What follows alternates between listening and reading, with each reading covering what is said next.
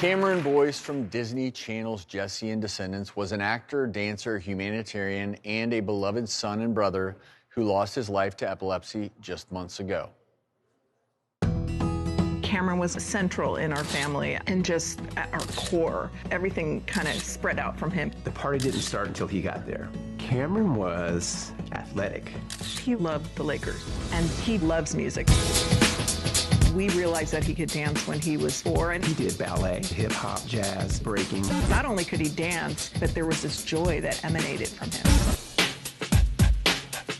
The dancing was the beginning of everything for him. Jessie, you ruined everything. Okay, people have got to stop saying that when I enter a room. When Cameron was first cast in Jessie, people would tell me, wow, that's your son? That's my favorite character on that show. So it was really life-changing for us. People were really drawn to him, and we used to call it the cutimus ray, because he would shoot him with the cutimus ray. Cameron had his first seizure when he was 16 and a half. It was in his sleep. It was a night when he had 2 friends sleeping over, and they witnessed it. And about a year later, when he was 17, he had another seizure. And at that point, he was diagnosed with epilepsy. He only ever had 5 seizures in his life. We thought because he had it so infrequently that it wasn't gonna be debilitating because he always had them in his sleep. And the worst thing that would happen was he would bite his tongue and he would wake up with a headache. On July 5th, Cameron, Maya, my daughter, Libby, and I went to dinner. We were sitting outside joking and laughing like we always do. It was just a really fun night. So dinner was over. I said, I love you, son. Love you, Dad. In the morning, I get a call from his roommate, and then he told me.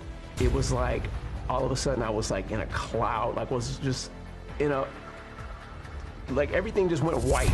I'm just losing my mind in the parking lot. I tell my daughter, we're both screaming and crying, and I'm driving, I get on the freeway going the wrong way. I still didn't believe it. There was no way this was true. It was just a nightmare. When we pull up to his house, there was cop cars all over the place. Cameron died of SUDEP. He was sleeping, and he just never woke up. The first time I'd ever heard that term was 2 months after Cameron passed when the medical examiner told me that's what he died of. I feel as though I'm in a tunnel. The tunnel will always be there. I will never be out of the tunnel. So if people say, you come out the other side, you do not come out the other side from this kind of a loss, ever. I'm not supposed to outlive my son. There's one picture in particular, his high school senior picture. That picture just rips me apart. There's something about the look on his face. I can't walk past that picture. It's like he's looking through me. It's the only one in the house. It's like it almost like haunts me, but it's like, damn, why are you looking at me like that, Cameron? All the other ones he's smiling, but this picture is like his eyes are piercing. And it's like, it's so hard. Cameron was my sunshine. He loved us so deeply, and we loved him so deeply. Cameron was very involved with an agency called the Thirst Project, which builds wells in third world countries to bring clean water to communities. He was a giver, and he was somebody who took care of others. What you leave should be bigger than you. And in today's world, there's no reason why you shouldn't. Since Cameron's passing, our goal through the Cameron Boyce Foundation is to bring awareness to epilepsy. I think what Cameron left behind is the blueprint on how to be a good person. Because he was, and he led by example. There's no words to describe how proud we are of him. We just hope that what we're doing now will make him proud of us.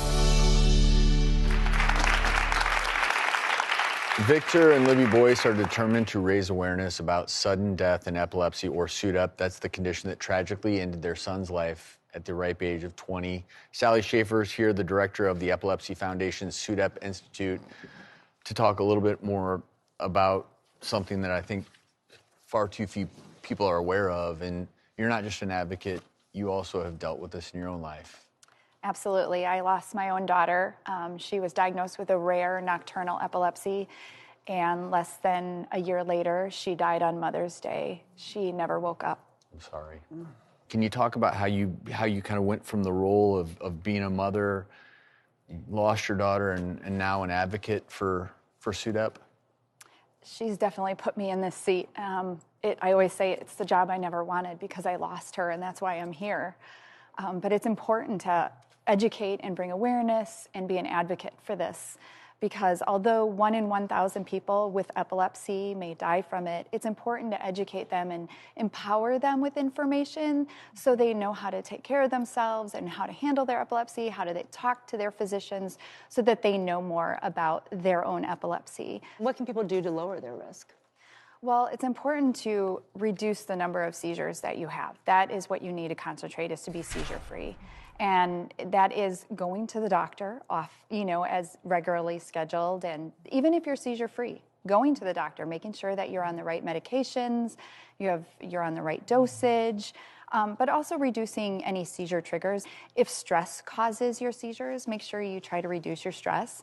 Getting regularly scheduled sleep, making sure you're taking your medication regularly and on time, and just making sure you're living that healthy lifestyle as well, making sure you're not drinking alcohol or taking illicit drugs, so that you can stay healthy and reduce the number of seizures that you have. The reality of seizures, just for everyone watching, is they're incredibly unpredictable, because during a seizure what happens is these bursts of electrical activity in certain areas of the brain, and no two are exactly alike. That activity can cause different symptoms depending on what type of seizure, also what part of the brain is involved, which individual the seizure is occurring in, and of course you can be diagnosed formally with epilepsy at any stage or any age in life.